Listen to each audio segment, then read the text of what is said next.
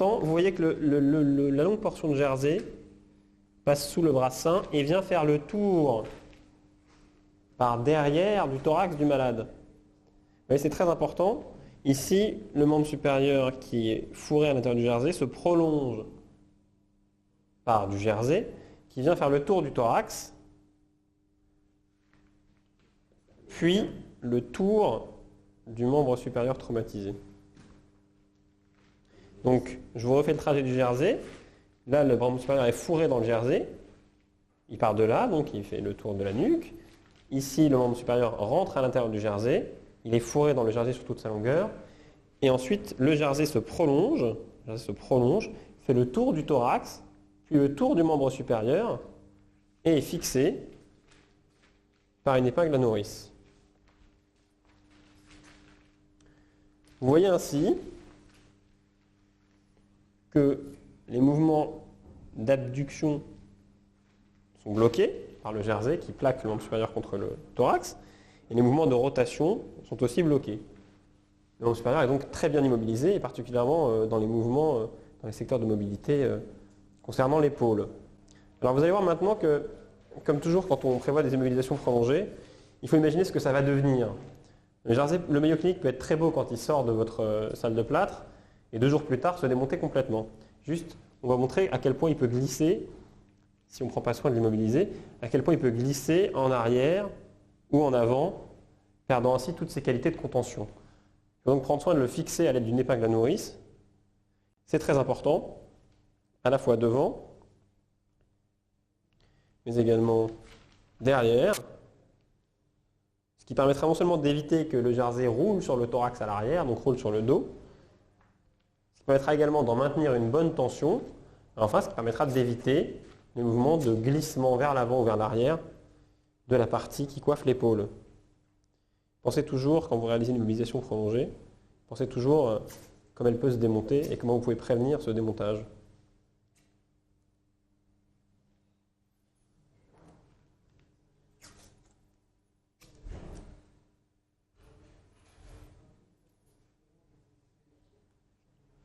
Voilà, on va reprendre une dernière fois le trajet du jersey pour bien comprendre.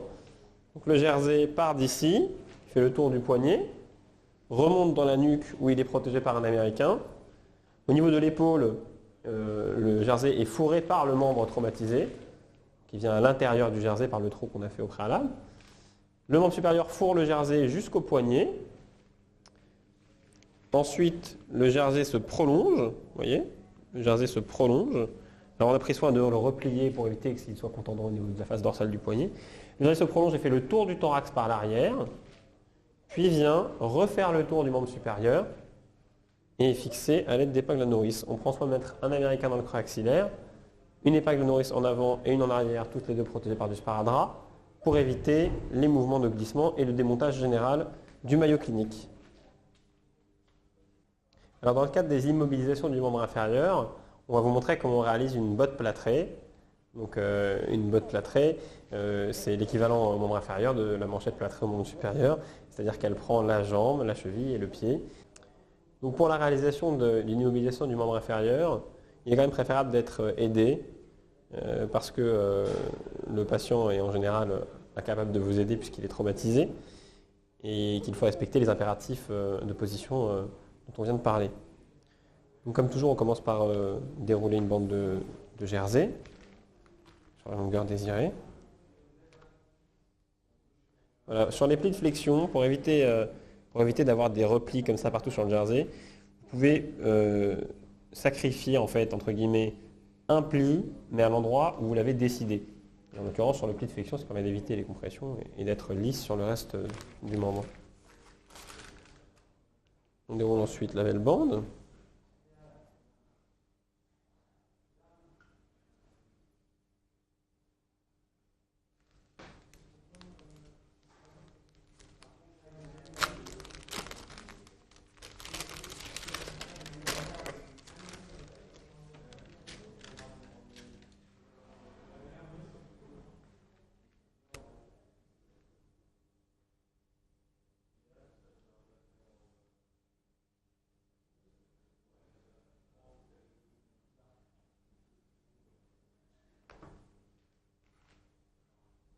Un deuxième jersey par-dessus la belle bande pour accueillir le plâtre.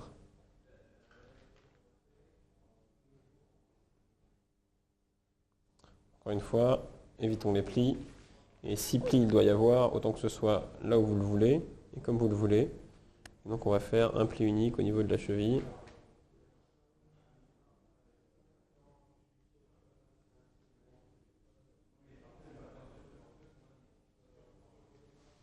À partir de ce moment-là, vous devrez faire très attention à ce que votre botte plâtrée, on le reverra à la fin du plâtre, mais à ce que votre botte plâtrée recouvre bien la tête des métatarsiens.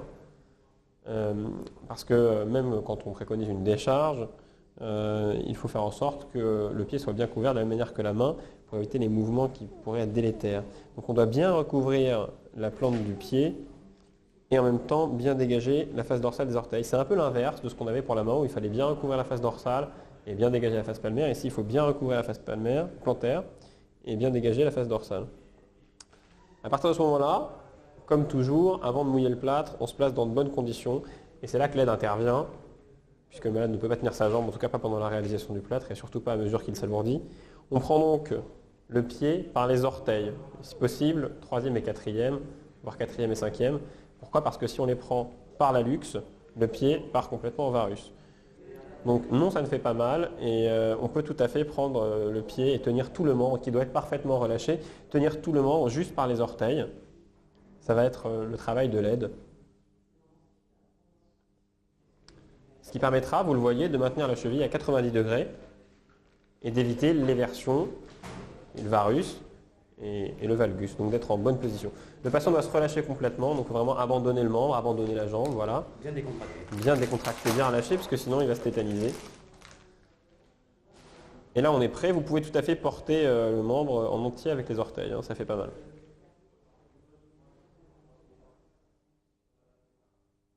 On mouille la première bande jusqu'à ce que ça ne bulle plus.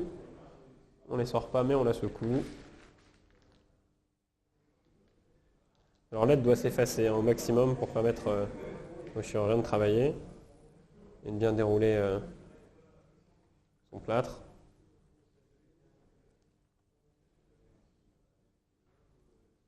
Il faut absolument éviter la course-poursuite entre les mains de l'aide et les mains du chirurgien qui plâtre.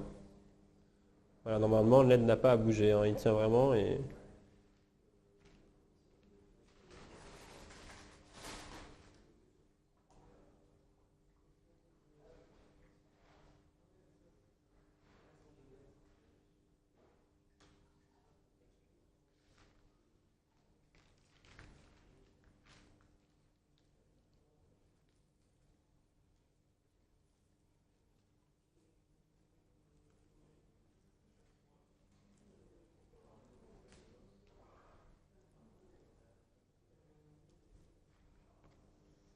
Donc comme toujours pour la première bande, on prend grand soin de la travailler, d'attendre qu'elle ait séché, au moins un peu.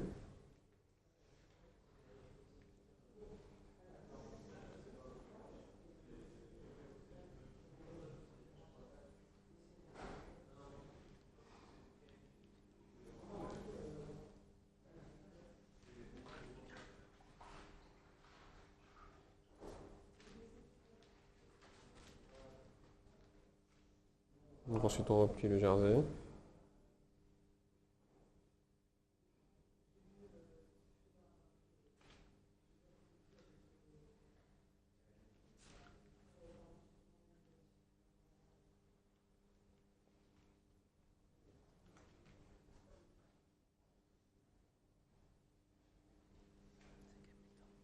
Voilà, donc vous voyez, on couvre bien le pied et notamment l'intégralité des métatarsiens et surtout du 5e sur le bord externe.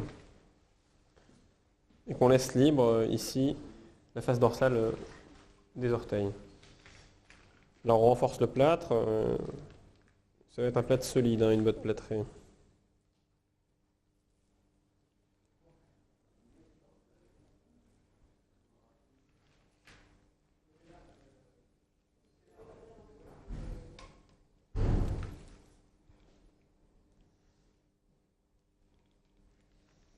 Donc vraiment garder toujours à l'esprit que, particulièrement au moment où le plâtre est en train de sécher, Vous ne devez tolérer aucun déplacement du pied, ni en flexion-extension, ni en valgus-varus. Vous devez être à 90 degrés en position neutre.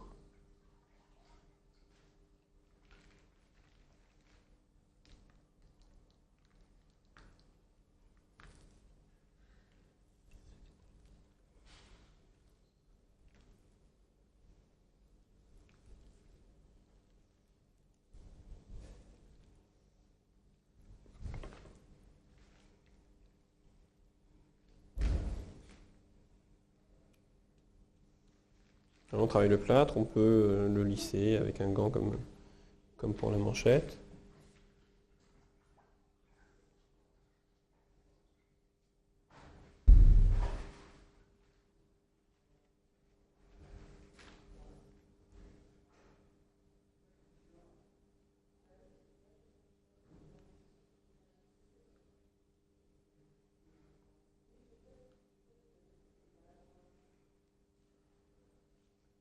Vous voyez, l'aide ne bouge pas, hein.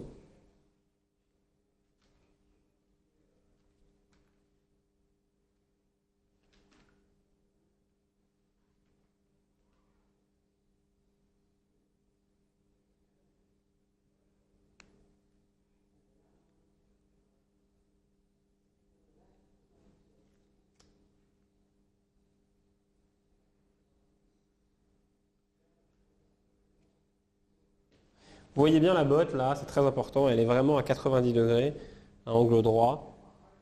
Ça c'est fondamental, hein. Si le pied est amené à s'enraidir, il faut que ce soit dans cette position et pas dans une autre position. Vous voyez également que la face dorsale laisse les orteils bien libres, il peut les bouger. Voilà. Donc c'est très bien. On va maintenant réaliser une attelle creuropédieuse, donc qui permet d'immobiliser le membre inférieur depuis la racine de la cuisse jusqu'au bout des orteils. Cette attelle creuropédieuse immobilisera donc le genou, qui ne pourra plus fléchir ni étendre, la cheville et le pied. Donc elle est très importante et vous allez voir une technique astucieuse pour la réaliser sans barre à genoux, puisque malheureusement on n'est pas toujours équipé de ce matériel. Donc comme pour toutes les immobilisations du membre inférieur, vous aurez besoin d'un aide qui se chargera de tenir par les orteils le pied pour que vous puissiez travailler tranquillement. Alors cette position, même en cas de fracture, en fait n'est pas très douloureuse puisqu'elle ne met pas en contrainte le foyer de fracture. C'est même parfois soulageant. Légèrement en traction. L'attelle creuropédieuse, comme le plâtre creuropédieux qu'on va voir tout à l'heure, doit monter bien haut à la racine de la cuisse. En général, on a tendance à l'arrêter très tôt au-dessus du genou et c'est une erreur. Il faut que ça remonte bien haut, toujours au-dessus de la moitié de la cuisse en tout cas. Donc on déroule l'avènement.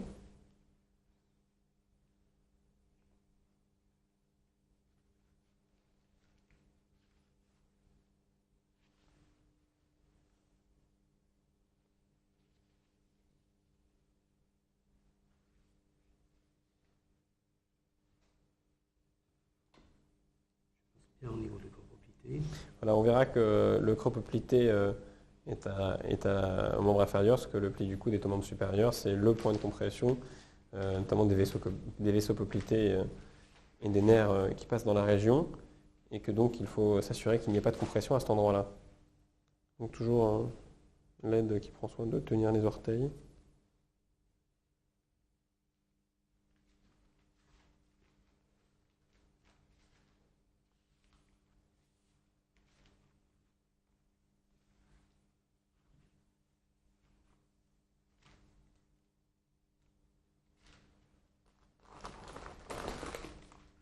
Il ne faut pas hésiter à demander au patient de vous aider, hein, quand il est valide de sa main, il peut tout à fait attraper le jersey et vous le tenir, ça évite qu'il redescende. François, tu vas te le retourner s'il te plaît. Voilà, alors l'astuce pour réaliser cette attelle sans barre à genoux, c'est qu'après qu'on ait positionné la belle-bande et les jerseys, on retourne le malade dans des cuisses ventrales. Faisons attention à ce qu'il ne tombe pas. Pourquoi? Parce que vous allez voir que le pied et la cheville viennent directement se positionner dans la position de repos à 90 degrés. Et en plus, c'est beaucoup plus confortable en termes d'antalgie pour le patient. Alors évidemment, il va falloir un aide.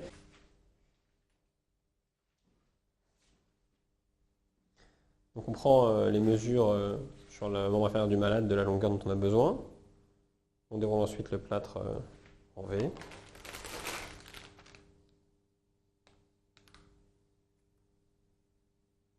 Alors il faudra beaucoup de plâtre puisque les attelles du membre inférieur doivent être plus épaisses que celles du membre supérieur en raison des contraintes auxquelles elles sont confrontées.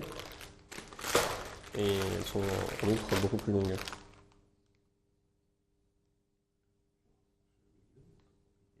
Et voilà, on renforce bien le creux pété parce que c'est une zone de flexion très puissante.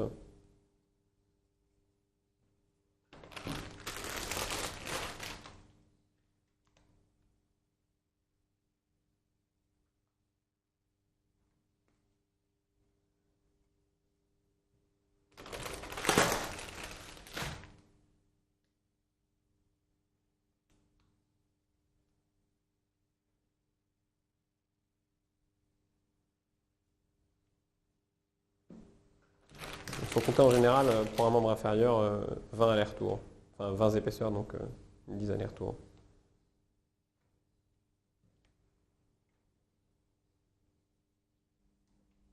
On plie ensuite l'attelle en accordéon.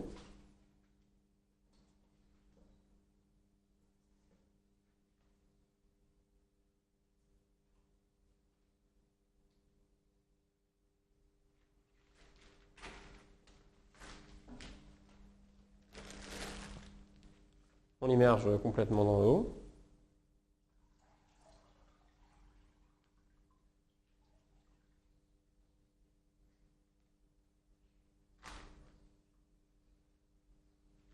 On va venir la lisser sur la table.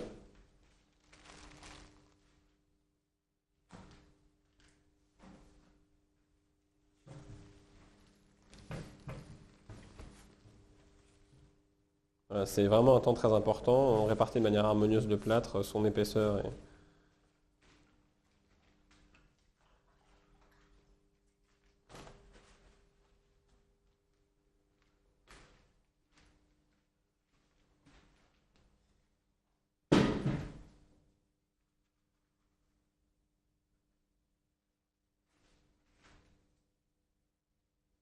On vient ensuite appliquer l'attelle. Vous voyez donc que grâce au moulage en V, elle est plus large à la racine du membre qu'à la plante du pied.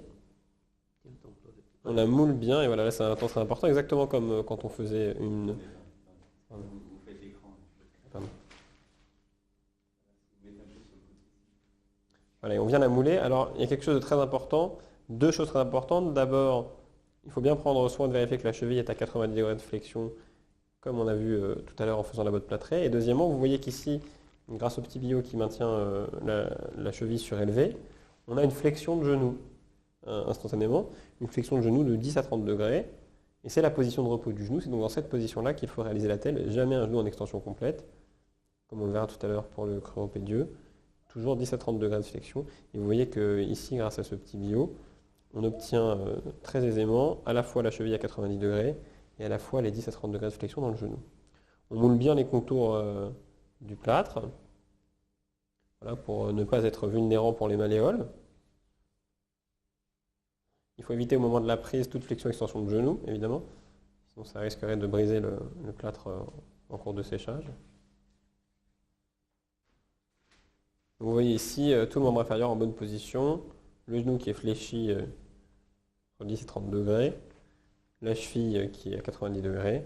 Donc on replie le jersey ensuite à la partie proximale et vous voyez qu'en fait la velle bande vient elle aussi se retrousser, ce qui permet en fait de protéger quand on voudra faire une extension de hanche. On replie le jersey.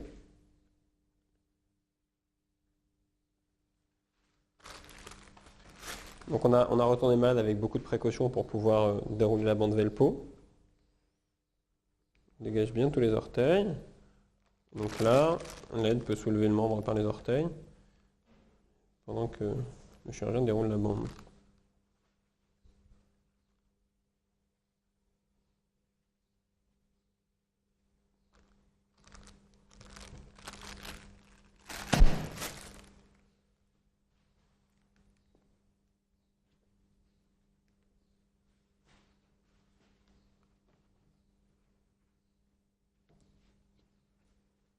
Toujours penser à dérouler en aller-retour hein, selon la méthode Spica.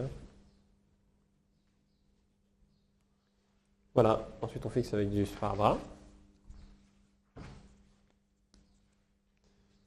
Et vous voyez qu'on a immobilisé ainsi plusieurs articulations, à la fois le genou, mais également la cheville, et le médio-pied, et même l'avant-pied. Comme le plâtre, la telle doit laisser libre la face dorsale des orteils et permettre de bien recouvrir les métatarsiens. Très bien. On va maintenant vous montrer comment on réalise un plâtre creux-pédieux. Donc de la même manière que quand on faisait un BAVP, on commençait par faire une manchette que l'on complétait par la suite. On va ici commencer par faire une botte plâtrée que l'on complétera sur un creux-pédieux. Alors on prend comme toujours donc, 2 longueurs de jersey. J'insiste sur un point important pour le membre inférieur. Il faut prendre quand même toujours beaucoup plus long, disons 30 cm plus long que la mesure exacte du membre. Pourquoi? Parce que le jersey étant beaucoup plus fin que le diamètre de la cuisse et du membre général, enfin du membre inférieur en général, il faut considérer que tout ce qu'on va gagner en élargissement de la bande, on va le perdre en longueur. Donc elle va rétrécir, puisqu'elle va s'élargir. Il faut penser à prévoir cela, sinon vous aurez des bandes trop courtes. Voilà, donc comme tout à l'heure pour la botte, on commence par dérouler le jersey, en localisant le seul pli que vous tolérerez à l'endroit où vous le souhaitez.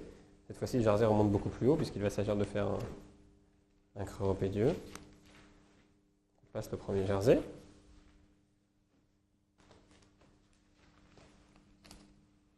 On passe ensuite la belle bande.